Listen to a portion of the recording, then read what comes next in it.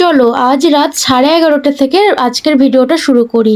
হ্যাঁ, এখন বাজে রাত্রি 11:30। তো এখন আমি সার্ফে ভিজাচ্ছি। এগুলো এখন কাচবো না, এগুলো কাচবো কালকে। আমি যখনই কাচি না কেন আমি কিন্তু আগের দিন ভিজিয়ে রাখি। তবে এত রাতে ভিজাই না, ওই সন্ধ্যের দিকে ভিজিয়ে রেখে দিই। কিন্তু আজকে সন্ধ্যের দিকে একটু ব্যস্ত ছিলাম, লাইভ করা বা এরকম একটু ব্যস্ত ছিলাম, ওই কারণে আর কি এই কাজগুলো করা হয়নি। তাই রাত্রি 11:30 বাজে এখন। এখন আমি বসে পড়েছি সার্ফে ভেজাতে। বেশ কিছু জিনিস ছিল, মানে কিছু জামা কাপড়, নাইটি, বিছানার চাদর, তারপর একটা কম্বল। এখন এত গরম পড়েছে, এই কম্বল টম্বল তো এখন আর লাগে না। তাই ভাবলাম এগুলোকে কেচে তুলে রাখি। তো এগুলোকে ভিজিয়ে রেখে দিলাম এই বড় বালতিতে। এখন আমি যাব গা ধুতে। হ্যাঁ, এই এত রাতে আমি এখন গাটাকে একটু ধোবো, কারণ এত গরম পড়েছে না। রাত্রে শোয়ার আগে প্রত্যেক দিন আমি গা না ধুয়ে একদমই শুতে পারি না। আর তারপরে আমার শরীরটা একটু হেলদি, তো আরও বেশি গরম লাগে।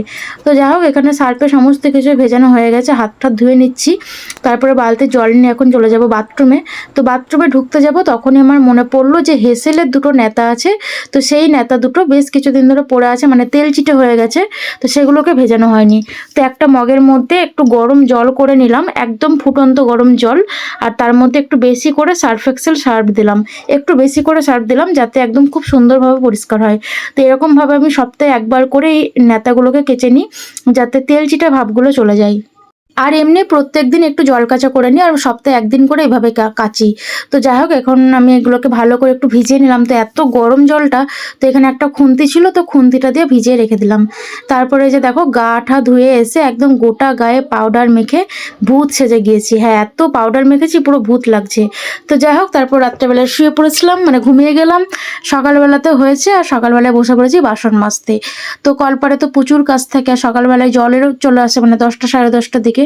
তো জলের মধ্যে মানে জল চলে এসেছে, আর আমি আমার জলের কাজকর্মগুলো শুরু করে দিয়েছি। এখানে একের পর এক বাসন মাজা, কাপড় কাচা। আজকে একটু তাড়াতাড়ি ঘুম থেকে উঠে পড়েছি, কেননা যেহেতু অনেকগুলো জামা কাপড় আছে, তো 1 ঘন্টা করে জল থাকে, মানে 10টা থেকে 11টা পর্যন্ত। তো তার মধ্যেই কমপ্লিট করতে হবে। তো যাই হোক, এখানে বাসন টাসন ধোয়া কমপ্লিট। এরপর আমি কাচাকুচি শুরু করে দিলাম। এই যে দেখো, মোটা কম্বলটা মানে এতটা ভারী, তো একটু মানে কষ্ট হয়ে যাচ্ছিলো কাচতে। আর এত গরম পড়েছে না এখন, এই সমস্ত কাজকর্মগুলো করতে একটু বেশিই কষ্ট হয়ে যায়। তো যাই হোক, তারপরেও সপ্তাহে একদিন করে এগুলো করতে হয়। প্রত্যেক দিন আমি কাচাকুচোগুলো করি না, সপ্তাহে একদিন করেই করি, মানে সব জমিয়ে রাখি, তো একদিন করে কাচাকুচোগুলো করি। তো যাই হোক, এখানে আমি কম্বলটা আগে কেচে নিলাম, তারপরে ছোট ছোট যে সমস্ত জামা কাপড় সেগুলো কেচে নেব, মানে নাইটি, টুকটাক জামা প্যান্ট, তারপরে বিছানার চাদর, বালিশের ওয়ার বিছানার চাদরগুলো না ভীষণ নোংরা হয়েছিল গো, সেগুলো বেশ কিছুদিন ধরে কাচা হয়নি। তো এগুলোকে একটু ভালো করে কেচে নিলাম, তারপরে এখন ধুয়ে নিচ্ছি। এরপরে যাব একদম ঠিকও রোদে মিলতে। হ্যাঁ, এই কাচা ধোয়া এগুলো সব ঠিক আছে, কিন্তু ওই রোদে দাঁড়িয়ে দাঁড়িয়ে 5 মিনিট হয়তো সময় লাগে জিনিস কটা মিলতে, কিন্তু এই 5 মিনিট এতটা কষ্ট হয়ে যায় ওই রোদটা দাঁড়াতে। মানে এতটাই রোদের তাপ এখন, মানে এই বৈশাখ মাসে এত গরম পড়ে গেছে, জানি না জ্যৈষ্ঠ মাসে কি হবে। তো যাই হোক, ওগুলোকে কমপ্লিট করে এসে টুকটাক একটু রান্না করেছিলাম। টুকটাক বলতে একটু কলাইয়ের ডাল, আলু সেদ্ধ, এই আর পাঁপড় ভাজা। তো আজকে শনিবার ছিল সামথিং, তো শনিবারে নিরামিষ খাই, ওই কারণে এই রান্না করেছিলাম। মানে একদমই মানে হালকা পাতলা রান্নার, এত গরমের মধ্যে এমন হালকা পাতলা খেতেই বেশি ভালো লাগে।